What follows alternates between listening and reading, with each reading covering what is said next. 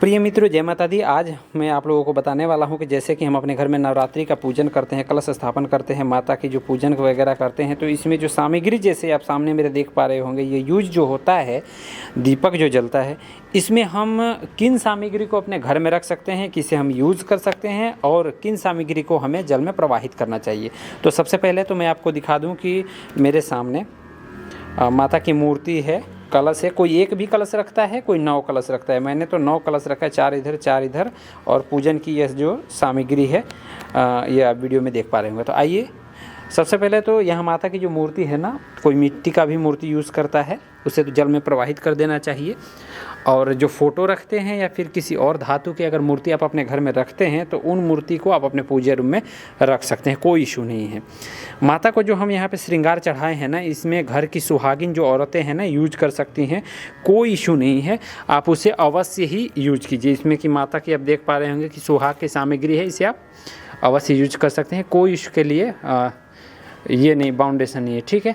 अच्छा, उसके बाद हम आ जाते हैं यहाँ पे जो कलश आप देख पा रहे होंगे, 9 नहीं तो 1 कलश तो रखते ही रखते हैं लोग। तो इस कलश को क्या करना है, नारियल को आप लाल कपड़े में लपेट करके अपने पूजा रूम में रख दीजिए।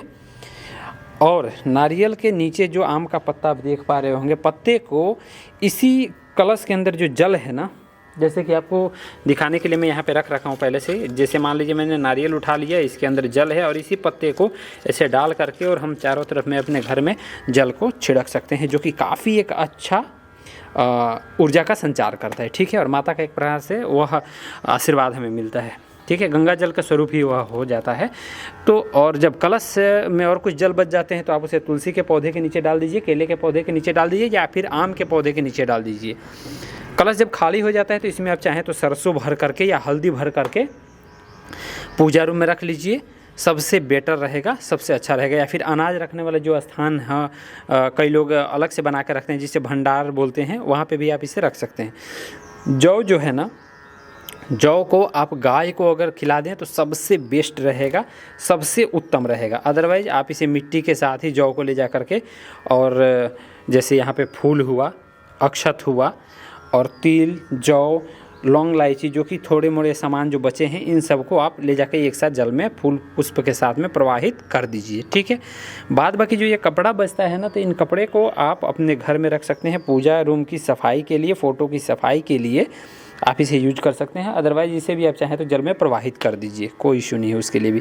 दक्षिणा जो है आप अपने घर में रख सकते हैं, इससे पूजन पाठन की जो सामग्री है खरीद सकते हैं, पूजा में फिर से इसे यूज ले सकते हैं, या फिर आप इसे किसी मंदिर में दे दीजिए, या फिर किसी ऐसे ज़रूरतमंद लोग को दे दीजिए जिसे इन पैसे की नीड है, या फिर अपने पुरोहित को भी दे सकते हैं।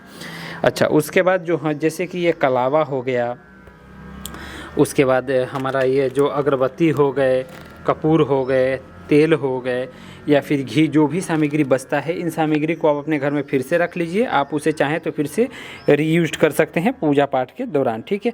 बाद बाकी जो जैसे ये मैंने नारियल चढ़ा रखा था, तो नारियल हो गया, बतासा हो गया, चने हो गए, गुड़ हो गया, या फिर जो भी आपके पास प्रसाद जब बच जाता है तो उसे क्या करना है, अपने घर के सदस्यों के साथ मिल बांट करके और सभी को ग्रहण करना चाहिए, और आसपास के लोगों को भी अवश्य इसे देना चाहिए, ठीक है। यह होने के बाद में हमें क्या करना है, ये जो जोत है ना, कई लोग गलती क्या करते हैं कि पूजा समाप्त होने के बाद खुद से ही बुझा देते हैं, जो कि हमें नहीं बुझाना चाहिए, बिल्कुल अच्छा नहीं। क्योंकि हमारी सनातन धर्म में, हमारी परंपरा में ऐसा नियम है कि हमें जोत जगाना चाहिए, हमें जोत बुझाना नहीं चाहिए।